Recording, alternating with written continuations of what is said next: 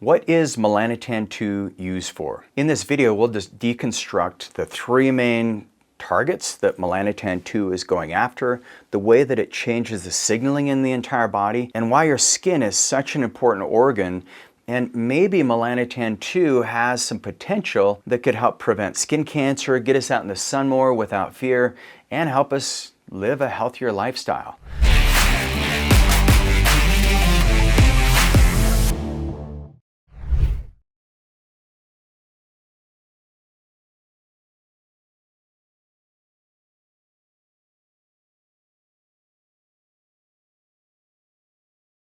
I'm Regan Archibald, founder of Ageless Future, and this video is not medical advice, but it does give you insights on great pathways and how you can use some of these peptides through licensed providers who are using compounding pharmacy 503A, 503B peptides. Some of these peptides are research use only. Melanotan 2 falls into that category because it has not yet been approved for any medical condition. So with that said, let's talk about how Melanotan 2 might be more helpful than just changing the skin tone, because it does. It suppresses the appetite. If you're like me and you get that little monster that starts going on in your brain and you just want some food, even though you know you don't need food, maybe Melanotan 2, it can quiet that a little bit. But there's other peptides like your GLP-1s, like tirzepatide, retatrutide, which hopefully that will be approved very soon here, or even the GLP-1, Ozempic, or semaglutide. But outside of that,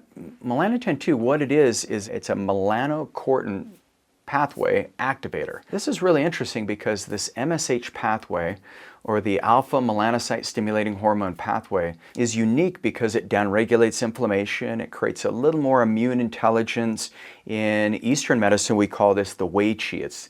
It's the energy that circulates at the surface of your skin. And our body has these MSH peptides, and what they do, there's about 5 different major branches of them. And these peptides just create more energy in the skin. They work on the AMPK pathway. They activate melanin, so your skin has a change in pigmentation, if you want to be darker. And it also helps with sexual function. And that's where, like PT141, a very exciting peptide that was FDA approved a few years ago for female hypoarousal disorder. Now, PT141, our favorite combination, we call it the date-night special, which is PT141, oxytocin, a little bit of oxytocin, and a little bit of tadalafil. And so this is where people start enjoying that sexual experience again in their 40s, 50s, 60s, 70s. Clients in their 90s are still very interested. It never goes away. That's the good news and the bad news, right? But the interesting thing about this peptide and what it's used for is you want to think of it through these 3 domains, but the number one thing is using it for skin pigmentation. So the 3 things: change in skin color, skin pigmentation, the appetite suppression, and sexual function. And there's a lot more research that needs to be done on this, because I think it could be a very helpful longevity tool when it comes to protecting your skin. So let's talk about some of the studies. So this study was conducted in 2004, and they said the effects of a super potent melanotropic peptide in combination with solar UV radiation on tanning of the skin in human volunteers. So this was conducted at dermatology research centers throughout the United States. And these adult volunteers had Fitzpatrick skin types 3 and 4. And in the phase 1, they tested this synthetic alpha MSH analog called Melanotan 1, plus a controlled UVB, or sunlight versus placebo UV alone. And they wanted to measure skin pigmentation changes over the course of 11 weeks. So pretty interesting subset. What they found is that it was, once again, it was placebo randomized studies. It was published and peer-reviewed in the archives of dermatology, if you'd like to go back to that. And what they found is that in the placebo-controlled designs comparing the MT1 or Melanotan 1 plus light to saline plus light in one protocol to sunlight-only control. So those are the 3 groups that they tested.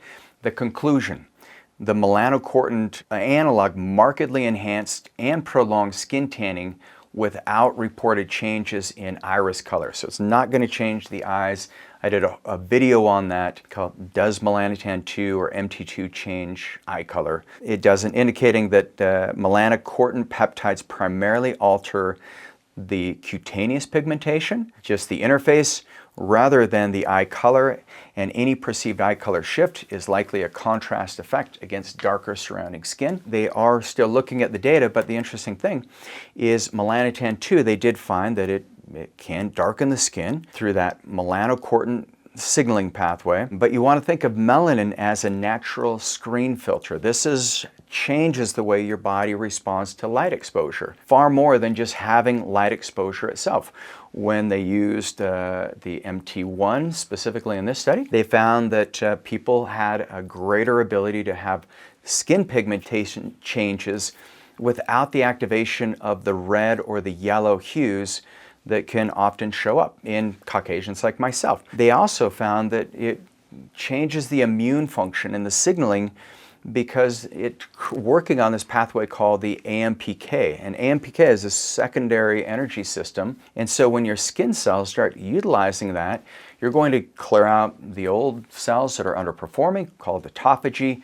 You're going to get better cellular turnover, so your skin becomes young. And then MSH, you want to think of this more as an internal communication system that can help regulate that inflammatory balance. And so I think this is one of the reasons why sunburns are so damaging. And when I grew up on the farm, I would be outside, no shirt on, all day long, moving sprinkler pipes, and inevitably I got 3 or 4 pretty severe sunburns almost every summer because I'd leave my shirt in the truck and then I'd be out, on the farm, away from the truck for several hours, and it was too late by the time I got back. So that's not the smart way to work on your skin. The best way is getting out in the sun as the sun's rising and as the sun's setting. But that inflammation, when you get a sunburn, that triggers your immune system, and it can also weaken the entire sympathetic nervous response, which can lower the white blood cells. So it is very hard on your body, just like getting a burn is very hard on the body. But what these MSH signaling, or this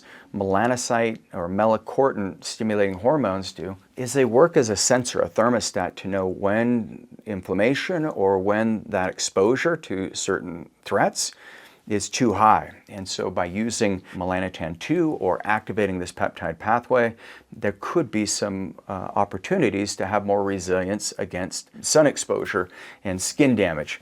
So the other thing is that when your body starts switching from survival to performance when it comes to fuel, these melanocortin pathways, they do regulate satiety and appetite signaling. Now, it hasn't been studied that I can see as extensively as like GLP-1s, but I think in the future, one of the interesting things we're going to start seeing is more of these nuanced pathways start taken into consideration. And I'm a big fan of cycling, where, if you're thinking about using some of these molecules, once again, work with the medical team. This is not medical advice, but if you can cycle these, where you wouldn't want to use melanotan 2 on a long-term basis without some pauses. And that could be like, starting at a loading phase. A lot of people will want to get their skin tan, so you load it up. The first, you're doing it daily for almost 5 days, and then you'd go once a week or every 10 days or even once a month. But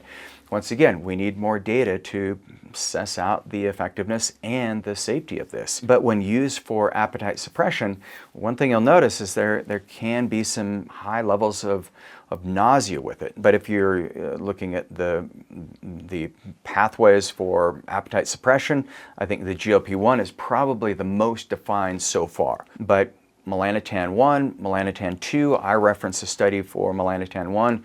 It doesn't have quite the same type of AMPK, energy modulation, appetite suppression, increase in sexual function as MT2, but MT1 does seem to have this similar benefit to skin pigmentation. So if you love this video and you want to say, okay, what else does melanotan 2 do?